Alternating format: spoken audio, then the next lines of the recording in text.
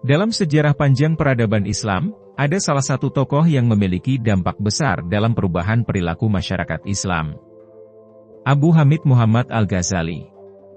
Sebagai seorang teolog dan cendekiawan Islam abad ke-12, Al-Ghazali telah menarik perhatian dengan karya-karyanya yang monumental dan pandangannya yang kritis terhadap budaya berfilsafat dalam peradaban Islam. Pandangannya yang menentang filsafat telah memicu perdebatan yang panjang dan berpengaruh dalam sejarah pemikiran Islam. Al-Ghazali lahir di wilayah Persia pada tahun 1058 Masehi. Ia tumbuh dalam lingkungan intelektual yang kaya dan memperoleh pendidikan yang luas dalam bidang filsafat, teologi, dan hukum Islam.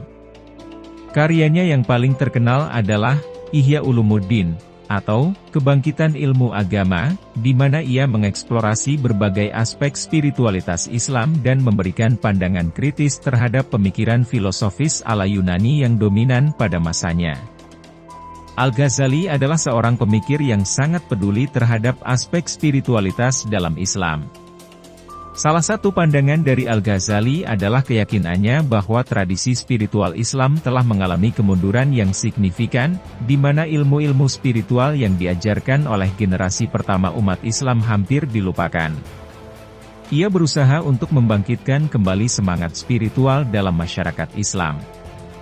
Menurut Al-Ghazali, spiritualitas adalah inti dari ajaran Islam yang sejati. Ia percaya bahwa kehidupan spiritual yang kuat adalah kunci untuk mencapai kebahagiaan sejati dalam kehidupan ini dan di akhirat. Namun, dalam pandangannya, masyarakat Islam pada masanya telah terlalu terfokus pada urusan duniawi dan terlalu lalai terhadap kehidupan spiritual. Hal ini menyebabkan kemunduran dalam praktik-praktik spiritual yang diajarkan oleh Nabi Muhammad dan generasi pertama umat Islam. Al-Ghazali percaya bahwa banyak aspek ilmu spiritual yang penting telah dilupakan atau diabaikan oleh umat Islam. Misalnya, praktik ibadah yang dilakukan dengan tulus dan hikmat, meditasi tentang kebesaran Allah, dan refleksi mendalam tentang makna kehidupan, seringkali diabaikan dalam masyarakat Islam pada masanya. Hal ini menyebabkan kelemahan spiritual yang merajalela di kalangan umat Islam. Dalam Ihya Ulumuddin, Al-Ghazali berusaha untuk menghidupkan kembali tradisi spiritual Islam yang sejati. Ia menyoroti pentingnya kembali kepada ajaran-ajaran Islam yang murni dan praktik-praktik spiritual yang telah diajarkan oleh Nabi Muhammad. Melalui karya ini, Al-Ghazali berusaha untuk membangkitkan semangat spiritual dalam masyarakat Islam, mengingatkan mereka akan pentingnya menjalani kehidupan yang seimbang antara aspek duniawi dan spiritual. Salah satu kritik utama Al-Ghazali terhadap filsafat adalah bahwa ia menganggap filsafat sebagai ancaman terhadap esensi ajaran Islam yang sebenarnya.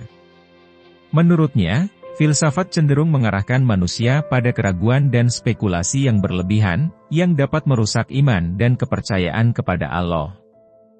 Al-Ghazali memandang bahwa akal manusia memiliki keterbatasan dalam memahami realitas yang transenden, sehingga usaha untuk mencapai kebenaran mutlak hanya melalui pemikiran rasional adalah sia-sia.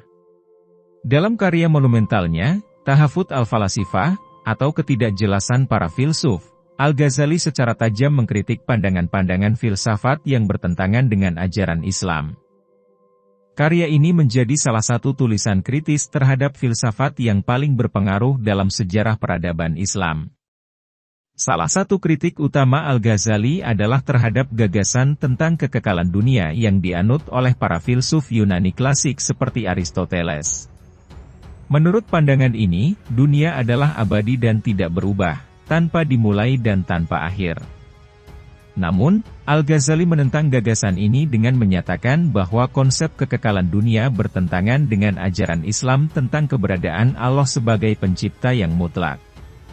Baginya, dunia adalah ciptaan Allah yang bergantung padanya, dan oleh karena itu, tidak mungkin bagi dunia untuk eksis secara independen tanpa kehendaknya. Al-Ghazali menolak pernyataan dari filsuf-filsuf seperti Ibnu Sina dan Al-Farabi, yang mengatakan bahwa alam itu tidak berawal. Pandangan ini menegaskan bahwa alam semesta adalah abadi dan tidak memiliki awal atau akhir. Al-Ghazali menolak pandangan ini secara tegas karena bertentangan dengan ajaran Islam tentang penciptaan alam semesta oleh Allah. Al-Ghazali menilai pandangan Ibnu Sina dan Al-Farabi tentang alam yang tidak berawal bertentangan dengan prinsip-prinsip fundamental Islam tentang keberadaan Allah sebagai pencipta yang memiliki kekuasaan mutlak. Menurut Al-Ghazali, dengan mengatakan bahwa alam tidak memiliki awal, filsuf-filsuf tersebut meniadakan peran Allah sebagai pencipta. Dalam pemahaman Al-Ghazali, menolak keberadaan pencipta atau mencoba mengurangi kekuasaan dan peran Allah dalam penciptaan alam semesta adalah tindakan yang menyesatkan dan bahkan bisa dianggap sebagai kekafiran. Selain itu, Al-Ghazali juga menentang pandangan kosmologis yang tidak sesuai dengan pandangan Islam tentang alam semesta dan penciptaannya. Ia menekankan bahwa alam semesta dan semua yang ada di dalamnya adalah hasil dari kehendak dan kekuasaan Allah, bukan dari kekuatan alam atau hukum-hukum alam semata. Pandangan ini menegaskan keagungan dan kekuasaan Allah sebagai pencipta yang mengatur segala sesuatu sesuai dengan kehendaknya. Dalam Tahafut Al-Falasifah, Al-Ghazali juga mengkritik pemikiran filosofis lainnya, seperti pandangan tentang akal sebagai satu-satunya sumber pengetahuan yang sah, yang bertentangan dengan pandangan Islam tentang wahyu sebagai sumber pengetahuan yang paling tinggi. Ia menegaskan pentingnya memahami bahwa batas-batas akal manusia tidak bisa menjangkau kebenaran mutlak, dan bahwa hanya dengan bimbingan wahyulah manusia dapat mencapai pemahaman yang benar tentang kebenaran absolut.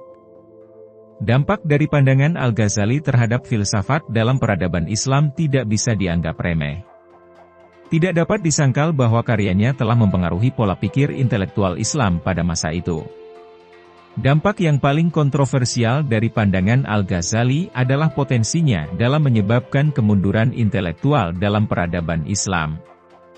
Pada masa kejayaannya, peradaban Islam telah menjadi pusat pengetahuan yang cemerlang, menggabungkan warisan intelektual dari berbagai budaya dan mencapai puncak kejayaannya dalam ilmu pengetahuan, seni, dan filsafat. Namun, setelah pengaruh Al-Ghazali semakin meluas, terjadi penurunan signifikan dalam kegiatan intelektual yang mandiri. Dengan banyak cendekiawan yang lebih memilih untuk fokus pada studi agama dan spiritualitas, daripada eksplorasi filsafat dan ilmu pengetahuan. Al-Ghazali, sebagai seorang mahaguru di Madrasah Besar Baghdad dan cendekiawan yang berpengaruh, memiliki pengaruh yang luas dalam masyarakat Islam. Sebagai seorang mahaguru di madrasah, Al-Ghazali memiliki panggung yang luas untuk menyampaikan pandangannya kepada murid-muridnya. Karya-karyanya yang monumental, menjadi bacaan yang populer di kalangan pelajar dan para ulama.